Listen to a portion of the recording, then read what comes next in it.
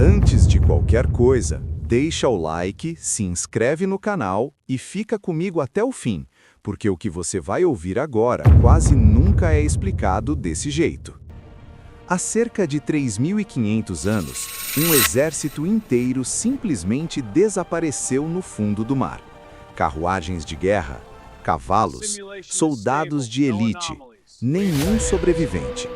E hoje, no fundo do Golfo de Aqaba, mergulhadores encontram formas que parecem rodas, eixos e estruturas que não deveriam estar ali. Tudo coberto por coral. Tudo onde, teoricamente, nada jamais poderia ter atravessado a pé. A história diz que o mar se abriu.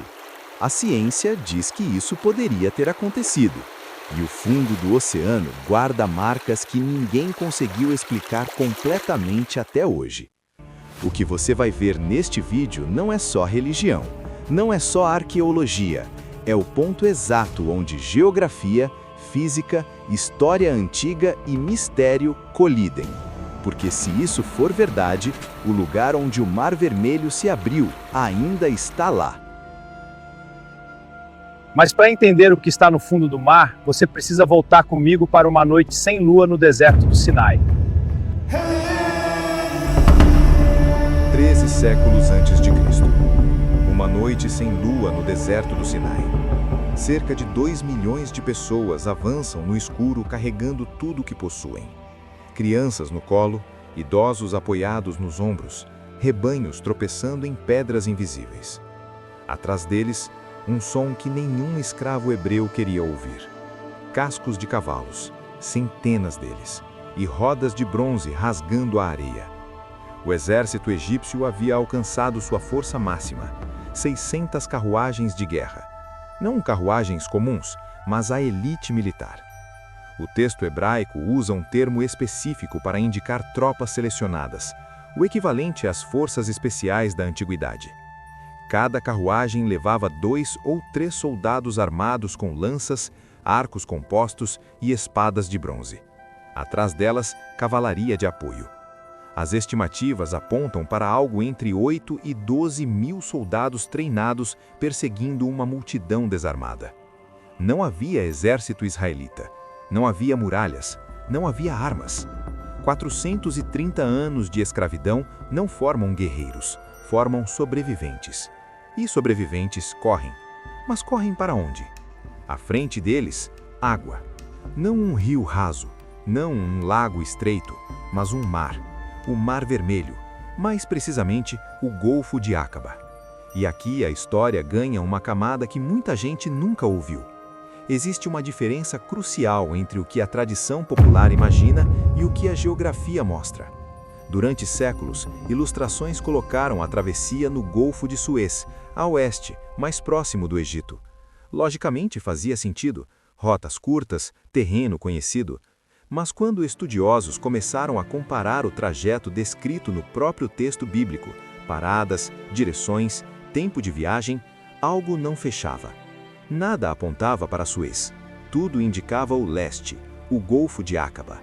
E o Golfo de Aqaba é outro mundo. Um corredor de água comprimido entre 2 continentes. Cerca de 24 quilômetros de largura média, 160 quilômetros de comprimento e profundidades que passam facilmente dos 100 metros. 3 torres Eiffel empilhadas ainda não tocariam o fundo. Atravessar isso a pé seria impensável, exceto em um único ponto. Na altura da praia de Nueiba, no lado egípcio, o fundo do mar faz algo único. Em vez de despencar no abismo, ele sobe, formando uma rampa suave que desce até cerca de 80 metros de profundidade e segue relativamente plana por aproximadamente 18 quilômetros, até subir novamente na costa da Arábia Saudita. Uma ponte submersa, invisível, mas real. Quando cartógrafos mapearam o fundo do Golfo de Aqaba com sonar batimétrico, essa formação apareceu com uma nitidez inquietante. Não é irregular como a maioria das formações naturais, nem gradual como o restante da costa. É um corredor contínuo, bem definido, quase como se tivesse sido feito para permitir passagem. Mas uma ponte submersa só serve se a água sair do caminho. Êxodo 14:21 diz que Moisés estendeu a mão sobre o mar, e o Senhor fez o mar recuar com um forte vento oriental que soprou a noite inteira, transformando o fundo em terra seca. Repara nos detalhes. Não foi instantâneo, não foi ilusão visual, foi vento, forte, constante, persistente. A ciência chama isso de Wind Set Down. Em 2010, pesquisadores do Centro Nacional de Pesquisa Atmosférica dos Estados Unidos rodaram simulações para verificar se isso seria fisicamente possível. Usaram modelos de dinâmica dos fluidos, dados topográficos reais e parâmetros atmosféricos conhecidos. O resultado surpreendeu até os céticos. Um vento de cerca de 100 km por hora, soprando por 10 a 12 horas, seria capaz de deslocar grandes volumes de água e expor o fundo do mar em regiões com geometria específica. Regiões estreitas, orientadas corretamente em relação ao vento. Regiões exatamente como o Golfo de Áqaba. O vento oriental do Êxodo não é metáfora, é física. Mas aí surge a pergunta difícil. Por que esse vento soprou justamente naquela noite? Sistemas atmosféricos não obedecem agendas. Um evento desses é raro, estatisticamente improvável, e aconteceu exatamente quando 2 milhões de pessoas estavam encurraladas entre um mar e um exército. Coincidência? Talvez. Mas as coincidências estão só começando. 2 milhões de pessoas não são um número abstrato, é uma cidade inteira em movimento. Para comparação, Paris hoje tem cerca de 2,2 milhões de habitantes. Agora imagina evacuar Paris a pé, no escuro, por um corredor de terra molhada em menos de 12 horas. Quase impossível. Mas Nuweiba oferece algo que nenhum outro ponto da costa oferece: espaço. O vale de Wadi Watir se abre ali, criando uma planície de cerca de 15 km². Espaço suficiente para um acampamento massivo. Espaço suficiente para organizar uma travessia. Mesmo assim, os números são apertados. Dependendo da largura do corredor, da velocidade média e do tempo disponível, a conta só fecha no limite absoluto. E segundo o texto, ninguém ficou para trás. Do outro lado, o exército egípcio observava. O faraó não era tolo, seus generais também não. Eles viram a passagem aberta. A diferença é que os israelitas entraram com medo.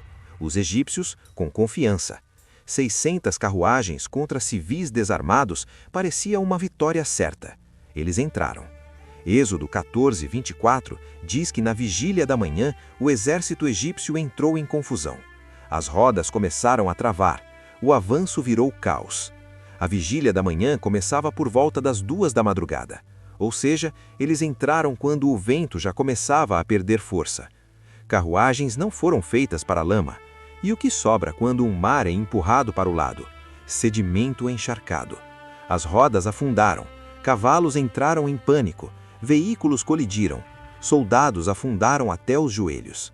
A força militar mais temida da época virou um engarrafamento no meio de um corredor que estava prestes a desaparecer. E então veio o som. Milhões de toneladas de água retornando a seu lugar. A física buscando equilíbrio. Sem aviso. Sem tempo para fuga. Êxodo 14, 28 afirma que as águas cobriram todo o exército do faraó. Nenhum sobreviveu. Depois disso, silêncio. A superfície do golfo se fechou como se nada tivesse acontecido. Mas o fundo do mar não esquece. O Golfo de Áqaba tem uma característica rara: clareza. A visibilidade pode chegar a 40 metros. Pouco sedimento, pouca matéria orgânica. Objetos no fundo não são rapidamente enterrados, e corais só crescem sobre superfícies sólidas. Navios modernos mostram esse processo claramente. O metal desaparece, mas o coral preserva a forma. Um molde. Quando mergulhadores exploraram o trecho raso entre Nuweiba e a Arábia Saudita, encontraram formações coralinas estranhas, círculos, estruturas alongadas, padrões que lembram rodas e eixos.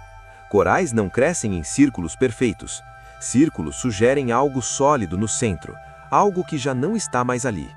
Na década de 70, um mergulhador descreveu uma formação parecida com uma roda de carruagem, com 4 raios, cerca de 1,5 metros de diâmetro. compatível com rodas egípcias do Novo Império.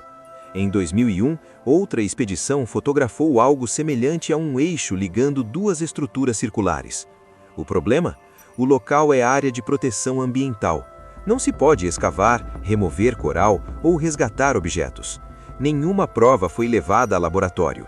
Nenhuma universidade autenticou oficialmente nada. Os céticos dizem que sem prova, não há prova. Os defensores dizem que o sistema impede a prova. Quem está certo?